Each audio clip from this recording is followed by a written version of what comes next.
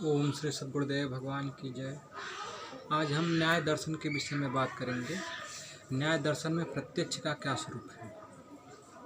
तो जो प्रत्यक्ष है, प्रत्यक्ष न्याय दर्शन का पहला प्रमाण है। प्रत्यक्ष का जो प्रयोग होता है वह प्रमाण और प्रमा दोनों के अर्थों में होता है। न्याय दर्शन में कहा गया है कि प्रत्यक्ष किम प्रमाण, यानी कि जो स्वयं प्रत्यक्ष है उसके लिए प्रमाण की क्या आवश्यकता है।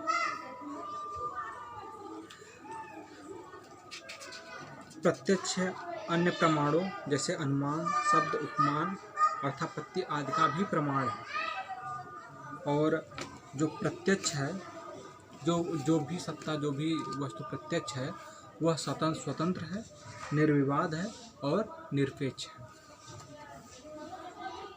प्रत्यक्ष दो शब्दों से मिलकर के बना है, प्रति और अच्छ। प्रति का अच्छ होता है सामने, अच्छ का मतलब होता है आँख, यानी कि जो आँखों के सामने हो उसे प्रत्यक्ष कहते हैं। परंतु ये अर्थ बहुत उचित नहीं बैठता है। प्रत्यक्ष का मतलब ये हो जाता है हमारे कान के द्वारा, हमारी जो भी कर्मेंद्रिय और ज्ञानेंद्रियों के द्वारा जो कुछ भी प्रत्यक्ष हो रहा है, जो कुछ भी हमें अनुभव हो रहा है, तो वह जो भी प्रत्यक्ष हो रहा है वह प्रत्यक्ष है। और न्याय दर्शन में प्रत्यक्ष की जो परिभाषा दी गई है वह यह दी गई है कि इंद्रियार्थ सन्निकर्ष जन्य ज्ञानम प्रत्यक्षम, यानी कि इंद्रिय सन्निकर्ष जन्य ज्ञान प्रत्यक्ष है। इंद्रियों के जो सन्निकर्ष से होता है तो क्या है, उसमें क्या चीज़ें इन्वॉल्व हो जाती हैं, उसमें इंद्रियां, विषय और सन्निकर्ष तीनों चीज़ें आवश्यक हो जाती हैं, तीनों चीज़ें उसमें विद्यमान रहती हैं। तो फिर इंद्रियां दो प्रकार की होती हैं, ज्ञानेंद्रियां होती हैं और कर्मेंद्रियां होती हैं। तो ज्ञानेंद्रियों में क्या है, आँख, नाक, जिह्वा, त्वचा, कर्ण, ये सब ज्ञानेंद्रियां हैं। कर्मेंद्रियां क्या है, हाथ, पैर, ये सब जो है कर्मेंद्रियां हैं। तो और जो मन है, मन आंतरिक इंद्रिय है। जो राग, द्वेष, सुख, दुख की अनुभूतियां जो है वो मन के अंतराल में होती है, इसलिए मन को आंतरिक इंद्रिय कहा गया है। इंद्रियों के अभाव में प्रत्यक्ष का ज्ञान हो पाना असंभव है, क्योंकि जब कोई भी चीज़ प्रत्यक्ष होती है, जैसे अगर हमारे सामने अगर घड़ा रखा हो, ये मोबाइल रखी है, या कैमरा रखा है, जो कुछ भी रखा है, तो इंद्रियों के माध्यम से ही जब आँख देखती है तो उसका प्रत्यक्ष हुआ, कुछ कान कुछ शब्द सुने तो प्रत्यक्ष हुआ। तो ये सब चीज़ें होती हैं।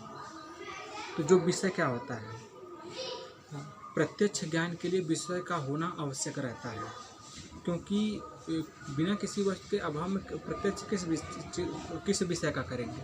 इसलिए प्रत्यक्ष किसी भी वस्तु के प्रत्यक्ष के लिए तो जो है विषय का भी रहना आवश्यक है।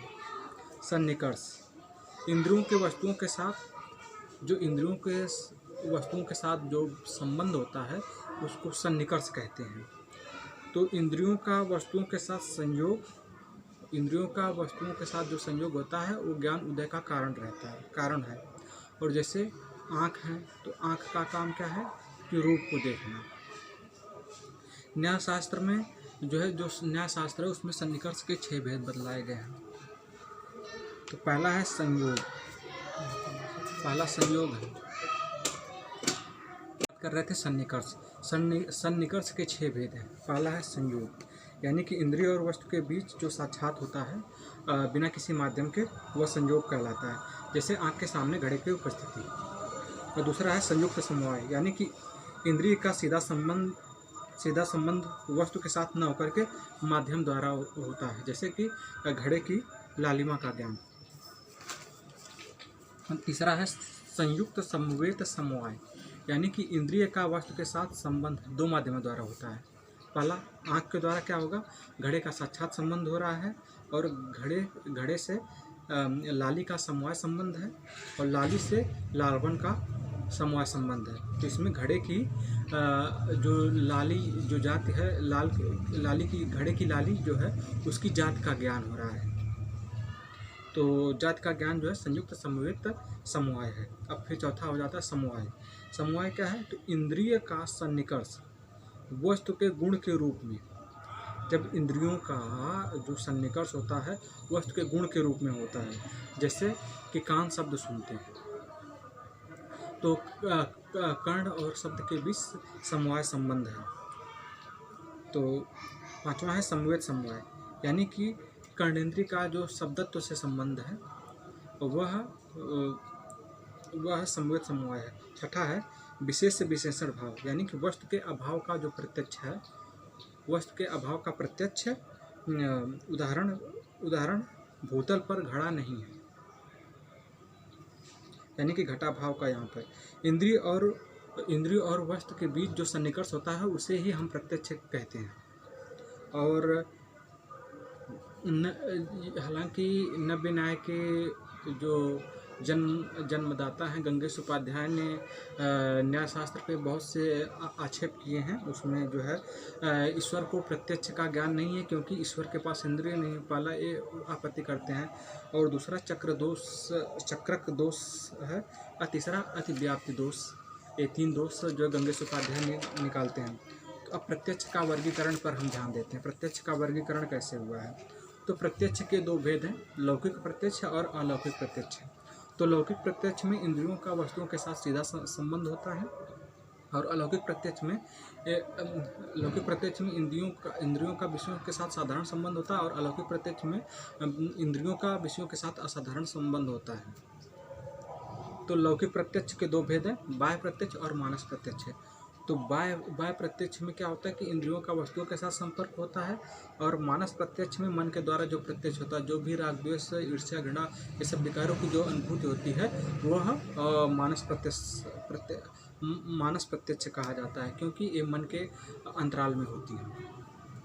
और प्रत्यक्ष का दूसरा वर्गीकरण निर्विकल्प और सविकल्प के रूप में होता है। निर्विकल्प और सविकल्प प्रत्यक्ष के रूप में निर्विकल्प प्रत्यक्ष क्या है? वस्तु के अस्तित्व का आभास मात्र होता है निर्विकल्प में, और सविकल्प प्रत्यक्ष में वस्तु का जो है निश्चित ज्ञान होता है, निश्चित और स्पष्ट ज्ञान सविकल्प प्रत्यक्ष में होता है।